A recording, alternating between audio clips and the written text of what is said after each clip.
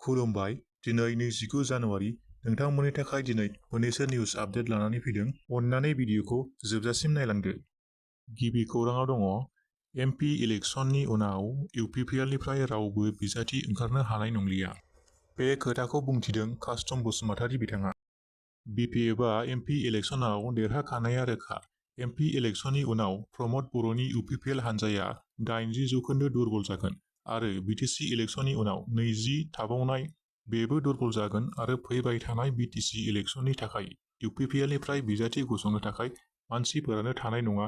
बेखौ बुंथिदों कास्टम बसुमतारी बिथाङा। नैथि खौराङाव दङ देबरगाव ब्लक UPPLनि आफादगिरि बिजित बसुमतारीया गंसे प्राइभेट फरायसालि सोनाब दबिनजरा अनसाइ गुदि फरायसालिखौ नायदिंहैनानै थासारिखौ नुनानै दुखु मोननाय फोरमायदों। मख'नो गोनांदि बे फरायसालिया 1991 मायथाइयाव गायसन जादोंमोन आरो बे फरायसालिया नांगौ बायदि मोजां सुबिदा गैया। मोजां जिरायग्रा बेन्च डेस्क आरो मोजां इन्जुर एबा अवाल गैया होनना मिथिनो मोन्दों।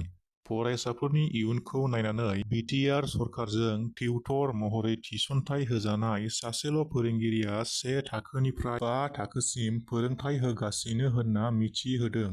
नायदिंहैनाय देबरगाव ब्लक UPPLनि आफादगिरि बिजित बसुमतारी बिथाङा BTR सरकारनि गोजौ दैदेनगिरिफोरजों सावरायहैनानै फरायसालिनि थाखाय मोजां राहा लामा लागोन होनना खोथा होदों। थामथि खौराङाव दङ गसाइगावनि जयमायाव थानाय UP पान्जाब धाबायाव गंसे लाखिनानै दोननाय ट्राक गारिया गोमादों। हरनि खाबु लानानै माखासे सिखावफोरा बे ट्राक गारिखौ खावनानै लांदों होनना सन्देह खालामनाय जादों। फारसेथिं गावनि ट्राक गारिखौ नागिरबायनानै हालाय-हाफाय जादों ट्राक बिगोमा सुनिल कुमार तिवारीआ।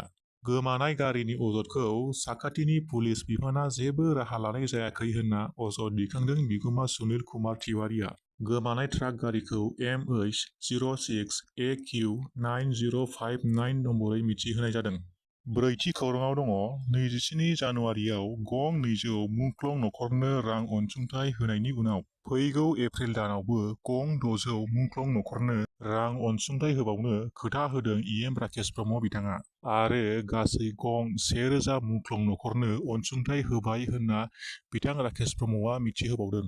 बिथांनि खोथा होनाया जाफुङो ना जाफुङा बेखौ सम फैबासो एप्रिल दानावसो जोङो मिथिनो हासिगोन।